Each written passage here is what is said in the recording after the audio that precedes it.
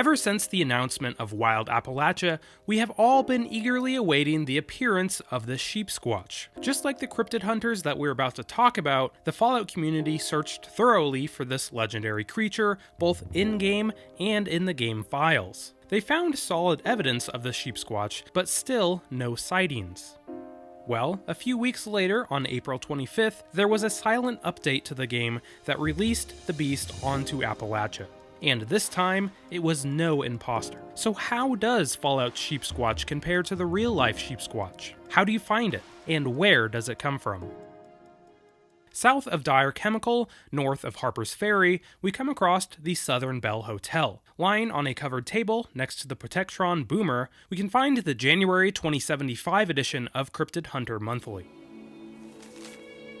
January 2075. Greetings all cryptid hunters, seekers of the truth, and explorers of the paranormal. This month we're covering a very special member among the legendary beasts, the Sheepsquatch. Do not snicker, dear reader. Over the years, we've amassed a plethora of evidence and convincing cases from the residents of Appalachia. That's right, our woolly friend's favorite haunt is the rolling hills and misty peaks of the Appalachian Mountains. Even readers from across the country will remember that Appalachia has quite the reputation for being home to several cryptids already, and Sheepsquatch stands tall among them. Eyewitnesses recount a massive 20-foot-tall monstrosity with spiral horns and a vicious pair of chompers. Some claim that it's able to bite through pure steel. There's also a rumor that its fleece is far from white as snow. Researchers believe its wool is razor sharp. No Sheepsquatch sweaters, please. Perhaps most notoriously, though, are the rumors about its bodily waste. Let's say it's the Sheepsquatch's #1 feature if you don't mind the crude pun. We know you don't. There are claims that the Sheepsquatch's urine is so acidic that it can burn your skin for days. There's been cases of just one drop blinding a hunter for life.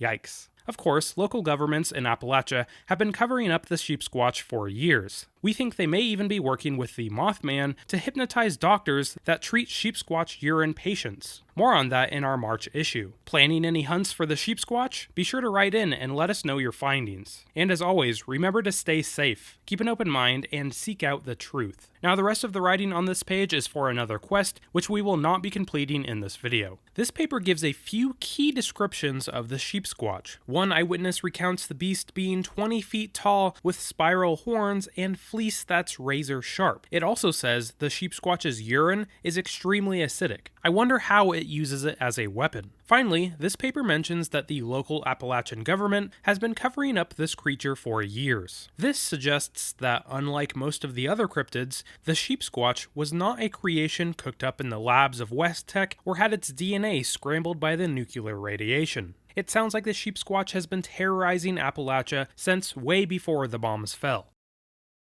Heading west to Toxic Larry's Meat and Go, we can hear from first-handed witnesses of the Sheepsquatch. Also, this place is ground zero for all the cat, rodent, and spoiled meat you need. Before entering, we can see a dead Brahmin. On its side, we can see 3 mysterious quills. Whatever left these must have been big enough to take a chunk out of this Brahmin. Heading into the building and heading upstairs, after wading through all this rotting meat, we can find a holotape lying on a side table, labeled Fresh Meat.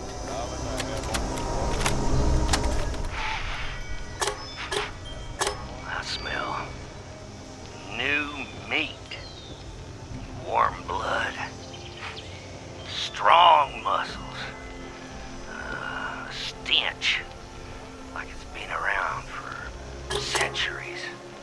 Hiding in my lands, feeding on my prey. Well, not anymore, it don't. I've got the creature's scent. And it's near tonight. Oh, some dumb kids lit a campfire down the hill. But I won't let it ruin my hunt. I'll take care of them. Won't I, little beastie? Then you can come on by and let me have a taste of you.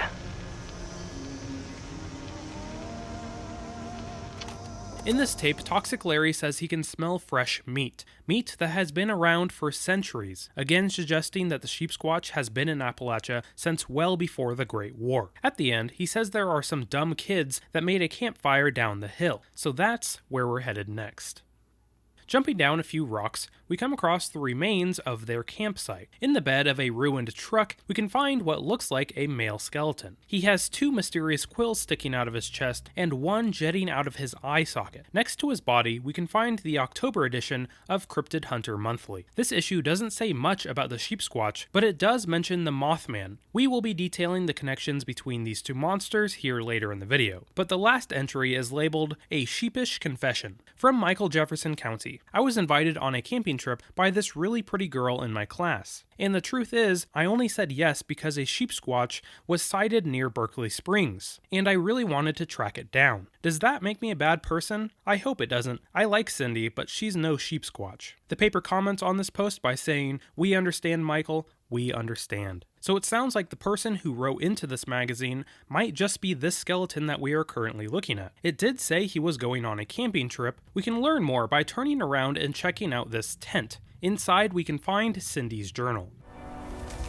9/13/2077. I'm not looking forward to fall break. Dad's been really annoying lately, sending me letters every single week asking what I'm doing. I'm in grad school and I'm busy. Can't he just bug off? 9/15/2077. Advanced mechanics class is so boring. I learned this last year when I pranked my dad's police equipment. He was so mad about that. Good times. 9/17/2077. Bridget says this year will never end. I'm starting to agree. 9/24/2077. There's a new guy in the program. Super shy, super nerd, super cute. I think I finally found something interesting to do. 10/4/2077. The dreaded fall break is next week, but I have a plan. I'm going camping with Michael. Dad will probably spend the whole week trying to figure out where I went, while I'm out having a great time. 10/7/2077. Michael invited some nobodies from his Cryptid club on our trip. I wish he would just get a clue, but whatever.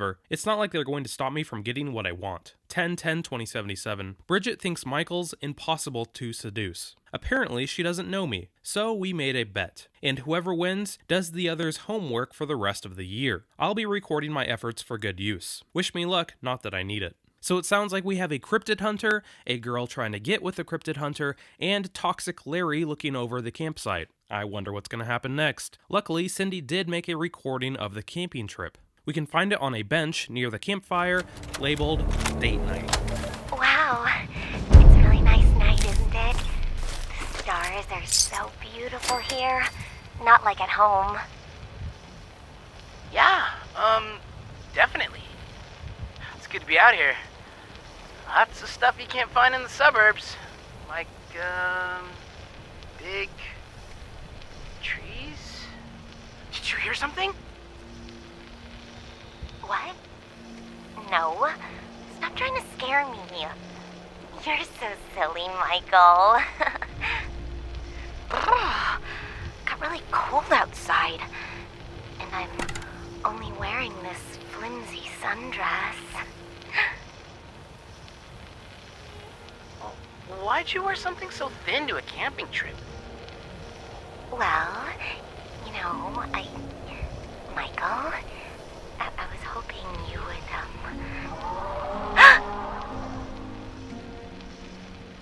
Ho-ho-ho! Ah, there's the beastie!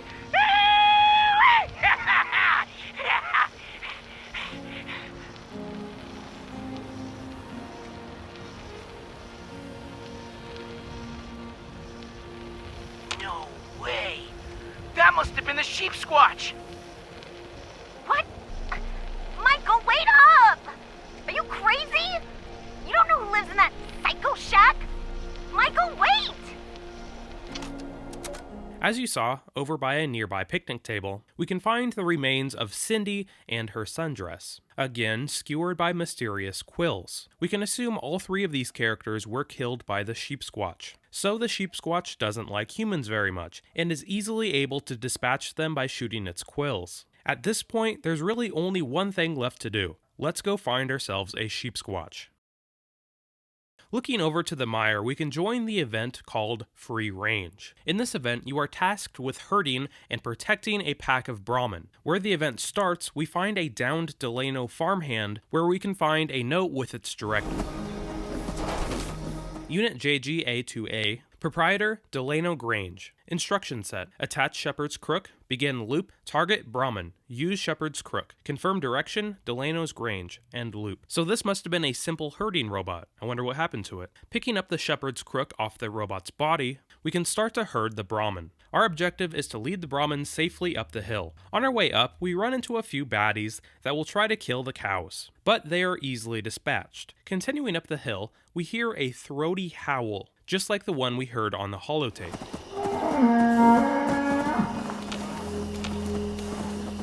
Finally reaching our objective, we come face to face with the real-life Sheepsquatch. In combat, it has a few attacks, one where it throws what looks like bunches of its hair, possibly mixed with its acidic urine, because getting hit with this attack causes damage over time, just like the issue of Cryptid Hunters Monthly detailed. It also has another move where it shoots quills from its back and forearms. This attack must have been used at the campsite we saw earlier.